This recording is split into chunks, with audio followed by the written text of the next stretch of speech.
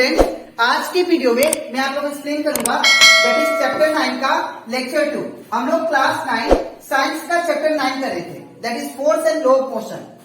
इसके पिछले वीडियो में दैट इज लेक्चर 1 में मैंने आप लोगों को एक्सप्लेन किया था दैट इज फोर्स एंड उसके इफेक्ट के बारे में विद एग्जाम्पल। तो अगर आपको लेक्चर 1 इस चैप्टर का अच्छे से वो topic that is force and effect of force अच्छे से सीखना है तो आप लोग उसको मेरे यूट्यूब चैनल में जाके उसको देख सकते हो, ठीक है।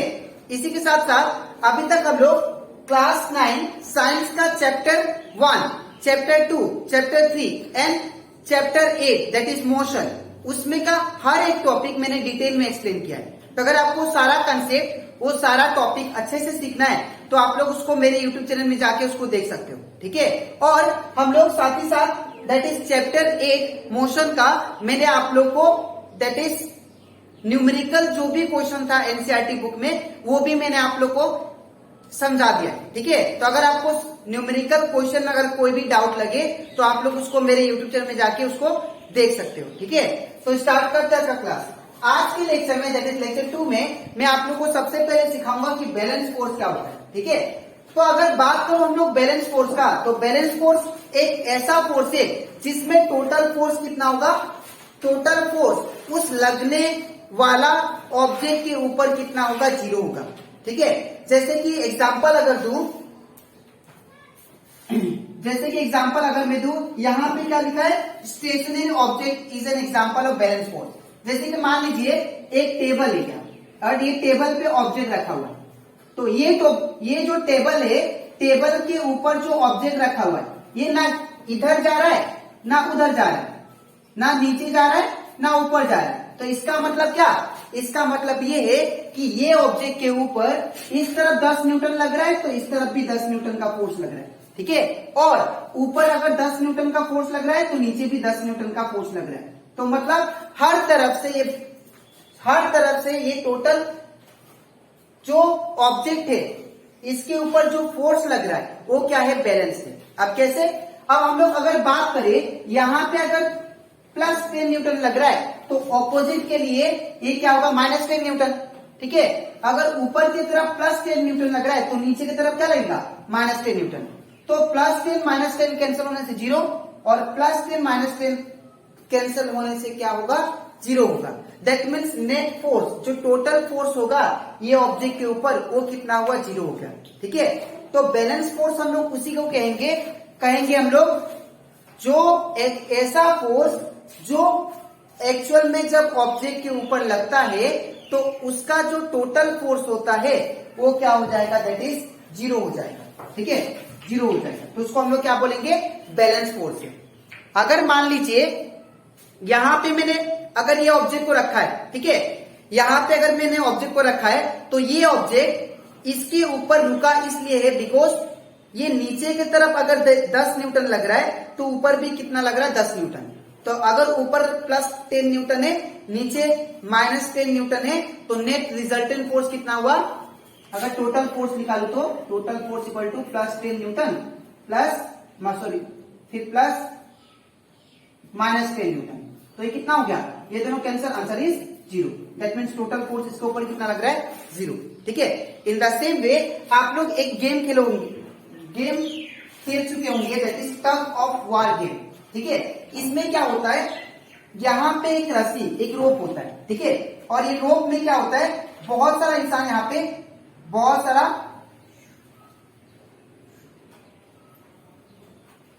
यहाँ पे स्टूडेंट खींचते हैं इस साइड, ठीक है, और इस तरफ भी क्या होता है, स्टूडेंट खींचते हैं, ठीक है। आप लोग छोटे में ये सब गेम खेल चुके होंगे, ठीक है। तो यहाँ पे क्या होता है, अगर यहाँ पे रुमाल एक सपोज हैंकी रख दिया, ठीक है, तो ये अगर मान लीजिए ये यहाँ पे क्या होता है, ये इस तरफ खींचता है अपना रस्सी को और ये इस तरफ अपना रस्सी को खींचता है, ठीक है। तो जब रस्सी को खींचता है अगर ये जो हैंकी है अगर मूव नहीं हुआ तो इसका मतलब क्या, इसका मतलब ये है कि अगर ये 20 न्यूटन इस साइड फोर्स लगा रहा है तो इस साइड भी कितना लग रहा है, 20 न्यूटन का। फर्क बस ये होगा, ये प्लस है तो ये क्या होगा, माइनस होगा। तो इसमें रिजल्टेंट फोर्स कितना आएगा, इसमें जो रिजल्टेंट फोर्स आएगा, रिजल्टेंट रिजल्टेंट फोर्स का मतलब होता है नेट फोर्स, ठीक है। तो जो रिजल्टेंट फोर्स आएगा इसमें कितना आएगा, +20 न्यूटन, या देख सकते हैं -20 न्यूटन +20 न्यूटन। तो ये कितना हुआ, दैट इज 0। तो अगर कोई भी ऑब्जेक्ट के ऊपर फोर्स लगने वाला फोर्स, टोटल जो फोर्स होगा अगर 0 आ जाता है तो दैट मीन्स वो बॉडी क्या है, बैलेंस है, ठीक है। तो दैट यहाँ पे स्टेशनरी ऑब्जेक्ट का भी दिया था मैंने, ठीक है। अगर ये बोर्ड यहाँ पे खड़ा है, ठीक है, ये बोर्ड यहाँ पे रुका हुआ है, इसका मतलब ये है कि अगर नीचे से 20 न्यूटन लगा रहा है तो ऊपर से भी 20 न्यूटन फोर्स लगा रहा है, ठीक है। तो इसका मतलब जो रिजल्टेंट फोर्स होगा इसका, अगर नीचे -20 न्यूटन है और ऊपर +20 न्यूटन है तो रिजल्टेंट कितना आएगा हमारा, 0, ठीक है। तो इस टाइप का फोर्स को हम लोग क्या बोलते हैं, बैलेंस फोर्स, ठीक है। तो आई होप आपको ये topic that is balance force अच्छे से क्लियर हो गया होगा, ठीक है। अब इसके नेक्स्ट स्लाइड में मैं आप लोगों को सिखाऊंगा अनबैलेंस फोर्स क्या होता है, ठीक है। तो इसके बाद हम लोग सीखते हैं कंसेप्ट ऑफ अनबैलेंस फोर्स। यह अनबैलेंस फोर्स क्या होता है वो सुनिए। जैसे कि मैंने आप लोगों को बताया, बैलेंस फोर्स एक ऐसा फोर्स है जो भी ऑब्जेक्ट के ऊपर लगता है, ठीक है। तो ऑब्जेक्ट के ऊपर लगने के बाद उसका जो नेट टोटल फोर्स जो होगा वो क्या होगा, 0। तो उसको हम लोग क्या बोलते हैं, बैलेंस फोर्स। और उसका मैंने आप लोग को एग्जाम्पल भी दिया। एग्जाम्पल ये था कि अगर सपोज ये मार्कर है और ये मार्कर को मैं अगर इधर से सपोज 5 न्यूटन से खींच रहा हूं और इधर से भी 5 न्यूटन से खींच रहा हूं, तो बताइए ये जो मार्कर है, अगर देखा जाए ये मार्कर है तो ये क्या होगा, मूव नहीं होगा, ठीक है। अगर मैं इस साइड से अगर मैं 5 न्यूटन से खींच रहा हूं और इस साइड से भी 5 न्यूटन से, तो ये मार्कर क्या होगा, मूव नहीं होगा, ठीक है। तो दैट मीन्स ये क्या होगा, रेस्ट में ही रहेगा, ठीक है। तो इसका मतलब ये है कि ये फोर्स क्या है, इस पे जो लगने वाला फोर्स है वो क्या है, बैलेंस है। अब ऐसा क्यों, बिकॉज ऐसा इसलिए बिकॉज अगर इस तरफ +5 न्यूटन का फोर्स लग रहा है और इस तरफ -5 न्यूटन का फोर्स लग रहा है, तो दैट मीन्स ये क्या होगा, +5 -5 कैंसल, तो टोटल फोर्स कितना लगा, दैट इज 0, ठीक है। तो नेट टोटल फोर्स कितना हुआ इस मार्कर पे लगने वाला, 0। तो उसको हम लोग क्या बोलते हैं, बैलेंस फोर्स, ठीक है। अगर हम लोग बात करें अनबैलेंस फोर्स का, तो अनबैलेंस फोर्स जस्ट इसका ऑपोजिट है। अनबैलेंस फोर्स वो फोर्स है जिसमें क्या होगा, दोनों साइड से ऑब्जेक्ट के ऊपर लगने वाला फोर्स क्या होगा, नॉन जीरो होगा, वो 0 होगा ही। जैसे कि एग्जांपल, अगर मैं इस साइड से 10 न्यूटन खींच रहा हूं, अगर इस साइड से 5 न्यूटन, तो ये मार्कर किस तरफ जाएगा, इस तरफ, बिकॉज इस तरफ से क्या खींच रहा हूं मैं, 10 न्यूटन का, और इस तरफ से 5 न्यूटन, तो ये मार्कर इधर से इधर चला जाएगा, ठीक है। तो इसका मतलब अगर टोटल में नेट निकालू तो नेट कैसे आएगा इसका, दैट इज, अगर ये मार्कर था, अगर इसको आप लोग इस तरफ से 10 न्यूटन से खींच रहे हो और इस तरफ से 5 न्यूटन का, ठीक है। तो अगर ये प्लस हुआ और ये माइनस हुआ तो हम लोग क्या लिखेंगे, that is -5 + 10, that is total net. अगर टोटल फोर्स निकाले तो टोटल फोर्स इक्वल टू क्या होगा, इसका प्लस ये फोर्स प्लस ये वाला फोर्स, तो दोनों को प्लस करेंगे तो कितना आएगा, दैट इज 5 न्यूटन। तो यहां पे देखिए जो टोटल फोर्स है वो क्या आया, वो दैट इज 5 न्यूटन आया, वो नॉट इक्वल टू 0 आया। तो जब ऐसा फोर्स लगे बॉडी के ऊपर जिसका जो टोटल फोर्स होगा वो नॉट 0 के बराबर होगा, 0 के बराबर नहीं होगा, तो उसको हम लोग क्या बोलते हैं, अनबैलेंस फोर्स। सिमिलरली अगर सिंपल बात है, अगर आप लोग यहाँ पे सपोज सीसो है, ठीक है, तो सीसो में अगर सपोज यहाँ पे मैंने एक ऑब्जेक्ट को रख दिया, एक ब्लॉक को रख दिया, जो कि ब्लॉक कितना न्यूटन का है, जो ब्लॉक है इसके ऊपर जो फोर्स लगा रहा है वो सपोज इस साइड, ये हमारा कौन सा साइड है, लेफ्ट साइड, ये हमारा राइट साइड। तो ब्लॉक के ऊपर, ब्लॉक ने लेफ्ट साइड जो फोर्स लगाया सपोज 40 न्यूटन लगाया, ठीक है, और राइट साइड जो फोर्स लगाया वो कितना लगाया, इस साइड भी एक ब्लॉक रखा और इस साइड भी फोर्स कितना लगा रहा है, 40 न्यूटन। तो अगर आप लोग इसका टोटल फाइंड करो, टोटल फोर्स, तो ये कैसे आएगा, ये वाला प्लस ये वाला, तो सिंपल बात, अगर ये प्लस है तो ये क्या होगा, माइनस, तो 40 न्यूटन माइनस दिस 40 न्यूटन, तो रिजल्टेंट कितना आ गया, 0। तो यहाँ पे टोटल फोर्स जो आया वो क्या आया, 0 के बराबर। तो ये किसका एग्जाम्पल था, ये एग्जाम्पल था दैट इज बैलेंस फोर्स का। बिकॉज क्यों, बिकॉज टोटल फोर्स किसके बराबर आ गया, 0 के बराबर, तो ये हो गया हमारा बैलेंस फोर्स। ठीक है, लेकिन अगर वही दूसरी ओर मैं क्या करूं, अब यही शीशों को, ठीक है, यहां पे अगर मैं 50 न्यूटन का ब्लॉक रख दूं और यहां पे मैं अगर 20 न्यूटन का ब्लॉक रख दूं, ठीक है, और टोटल फोर्स निकालूं, तो ये अगर ये प्लस है तो क्या होगा माइनस, तो ये वाला लिखते हैं 20 न्यूटन, ठीक है, प्लस फिर ये वाला -50 न्यूटन, तो ये रिजल्टेंट कितना आएगा 20 न्यूटन प्लस माइनस 50 न्यूटन, तो हमारा रिजल्टेंट जो आ गया that is 30 Newton in magnitude. ठीक है, तो ये कितना आ गया दैट इज 30 न्यूटन। तो यहां पे देखिए जो फोर्स लग रहा है इसके ऊपर वो क्या लग रहा है, 30 न्यूटन का लग रहा है, तो दैट मीन्स वो 0 के बराबर नहीं है। तो इस टाइप का फोर्स को हम लोग क्या बोलते हैं, अनबैलेंस फोर्स, अनबैलेंस फोर्स। तो एक ऐसा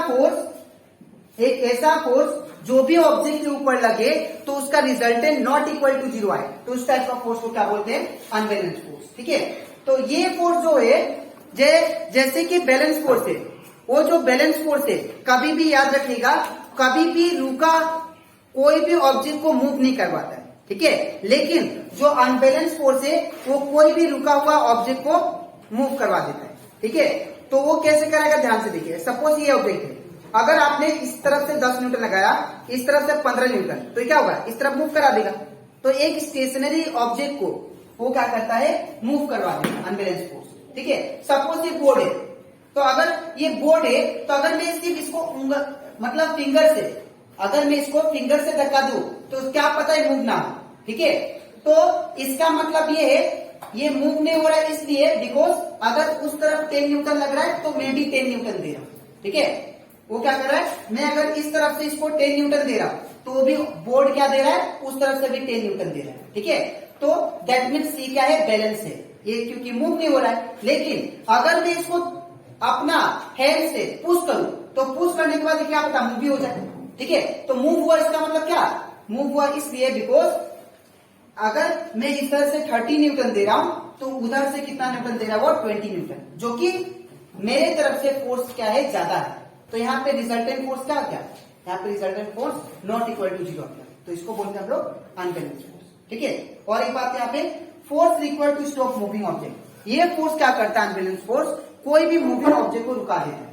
ठीक है, कोई भी मूविंग ऑब्जेक्ट को क्या करता है, ये फोर्स के थ्रू हम लोग रोक देते हैं। ठीक है, तो आई होप आप लोग को ये बैलेंस और अनबैलेंस फोर्स अच्छे से क्लियर हो गया होगा। ठीक है, अब इसके नेक्स्ट स्लाइड में मैं आप लोग को समझाऊंगा that is difference between balance और अनबैलेंस फोर्स। ठीक है, तो इसके बाद अब लोग सीखते हैं that is difference between balance और अनबैलेंस फोर्स, इन दोनों में डिफरेंस क्या है। ठीक है, तो जैसे कि मैंने आप लोगों को बताया, according to definition balance force वो फोर्स होता है जिसका टोटल नेट फोर्स क्या होगा, वो बॉडी पे 0 होगा।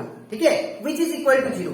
और अनबैलेंस फोर्स वो फोर्स होता है अगर बॉडी के ऊपर कोई फोर्स एक कर रहा है और उसका टोटल जो फोर्स है वो नॉट इक्वल टू 0 आ गया, तो दैट मीन्स वो क्या है, अनबैलेंस फोर्स है। ठीक है, नेक्स्ट बात करते हैं हम लोग एग्जाम्पल इसका, force present in stationary object.